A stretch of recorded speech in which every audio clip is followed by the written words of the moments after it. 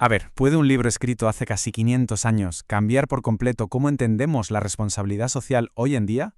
Pues sí, y hoy vamos a meternos de lleno en esa obra, una que propuso un cambio radical en cómo la sociedad debía enfrentarse a la pobreza.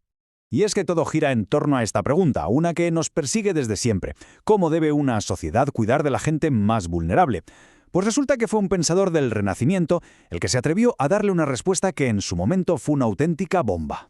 Para que nos hagamos una idea de lo bestia que fue este cambio, solo hay que ver esto. Antes, la pobreza era cosa de cada uno, de la caridad cristiana. Hoy es una responsabilidad pública, cosa del Estado. La pregunta del millón es, ¿cómo narices pasamos de un extremo al otro? Claro, un cambio así de grande no surge de la nada. Tuvo un origen, un punto de partida muy claro. Una mente brillante que se atrevió a cuestionarlo absolutamente todo. Vale, empezamos. Primera parte. Una crisis en el siglo XVI. Y es que por entender lo rompedora que fue la idea que vamos a ver, primero hay que viajar a esa época y entender cómo se percibía la pobreza. Porque, ojo, no se parecía en nada a como la vemos ahora. En el siglo XVI, la pobreza no era un problema social que hubiera que arreglar. ¿Qué va? Se veía como algo inevitable, parte del orden natural de las cosas. Era, por un lado, una oportunidad para que los ricos hicieran caridad y se ganaran el cielo, y por otro, para que los pobres demostraran su fe y su piedad. Y aquí, en medio de este panorama, aparece nuestro protagonista. Vamos con la segunda parte, el humanista que tenía un plan. Su nombre, Juan Luis Vives. Un tipo que iba a cambiar las reglas del juego. Ojo, que Juan Luis Vives no era un cualquiera, Estamos hablando de una de las mentes más lúcidas de su tiempo. Un humanista valenciano, escritor, pedagogo, un intelectual de primera línea, respetado en toda Europa por su coco y su visión práctica de las cosas. Y Vives, claro, no era una isla. Formaba parte de una corriente de pensamiento increíble, la de los humanistas, gente como Erasmo de Róterdam o Tomás Moro, que estaban dándole una vuelta a todas las ideas sobre la sociedad y la religión. Su obra nace justo ahí, en ese caldo de cultivo de ideas radicales. Entramos en el meollo de la cuestión. Tercera parte, la pobreza como un problema de todos. Aquí es donde Vives, en su libro Del socorro de los pobres, lanza la idea que lo cambia todo. Y esta es la frase clave, la idea central, que es una bomba. El cuidado de los pobres debía dejar de ser simplemente un acto de caridad cristiana y convertirse en una función pública. O sea, que el Estado tenía que hacerse cargo, así de claro. Pasaba de ser algo voluntario, un favor, a ser una obligación organizada por el gobierno. Este concepto es la clave de todo, desacralizar la pobreza. ¿Qué significa esto? Pues básicamente quitarle ese halo religioso, esa idea de que ser pobre es algo casi sagrado.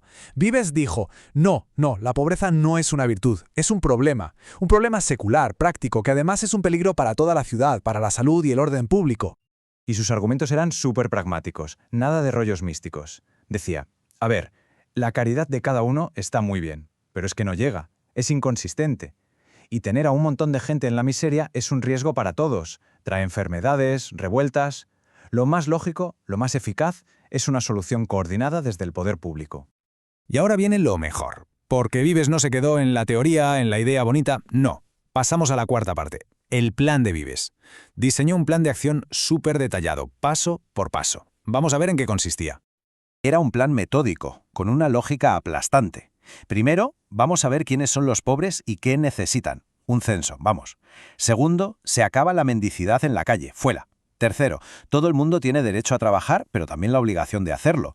Y cuarto, y muy importante, el Estado tiene que dar las herramientas para ello, o sea, formación y trabajo. Y ojo que su plan no era un café para todos, no trataba a todo el mundo igual. Como vemos aquí, proponía soluciones a medida. ¿Que eres un mendigo de fuera? Pues se te da dinero para que vuelvas a tu casa. ¿Eres de aquí? A aprender un oficio. ¿No tienes trabajo? A los talleres o a las obras públicas. ¿Tienes una discapacidad? Se te buscan tareas que puedas hacer. Una pasada de detallado. Es que esta cita es brutal. Parece escrita ayer. La pereza y la holgazanería, no la discapacidad física, son las que les llevan a creer que no pueden hacer nada. Vives se negaba a aceptar que una discapacidad te condenara a no hacer nada. Su enfoque era súper moderno. Capacitar a la gente, buscarles un hueco, darles dignidad a través del trabajo. ¿Y la pasta? ¿De dónde salía el dinero para todo esto? Bueno, pues hasta en esto fue un visionario. Vives no propuso subir los impuestos, no. Dijo que el sistema se podía financiar gestionando mejor el dinero que ya tenía el municipio, siendo más eficientes y ahorrando en otras cosas. Un concepto increíblemente avanzado para el siglo XVI. Y llegamos a la quinta y última parte, las consecuencias de esta idea. Porque claro, una propuesta tan radical no iba a pasar sin más. Tuvo un impacto casi inmediato, sí, pero también provocó una polémica, pero que muy gorda. El efecto fue inmediato, ¿eh? ¡Pum! Al año siguiente de publicar el libro, la ciudad de Brujas, en Bélgica, adopta su plan. Sus ideas empiezan a discutirse por toda Europa y hasta los reyes de España, Carlos I y Felipe II, las usan para inspirar sus propias leyes sobre la pobreza. Pero claro, no todo el mundo estaba contento. La oposición fue feroz.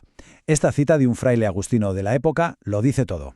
Doctrina pestilente, perniciosa e injuriosa en grado sumo para la dignidad de la Iglesia. Ahí es nada. Doctrina pestilente, así tal cual.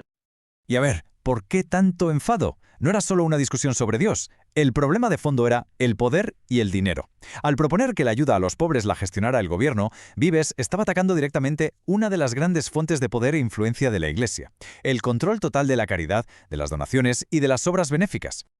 Y aquí está su gran legado. Aunque se tardaron siglos en construir algo parecido, las ideas de Vives son la semilla. La responsabilidad del Estado, la ayuda como un derecho, la importancia de la formación y el trabajo, esos son, ni más ni menos, los pilares sobre los que se acabaría construyendo el estado del bienestar que conocemos hoy. Y con esto volvemos al principio. La conversación que Juan Luis Vives abrió en 1525, hace casi 500 años, sigue completamente abierta hoy. Este debate sobre dónde acaba la caridad privada y dónde empieza la responsabilidad del Estado es, en el fondo, el mismo que él puso sobre la mesa. Una pregunta de hace 5 siglos que sigue definiendo nuestro mundo.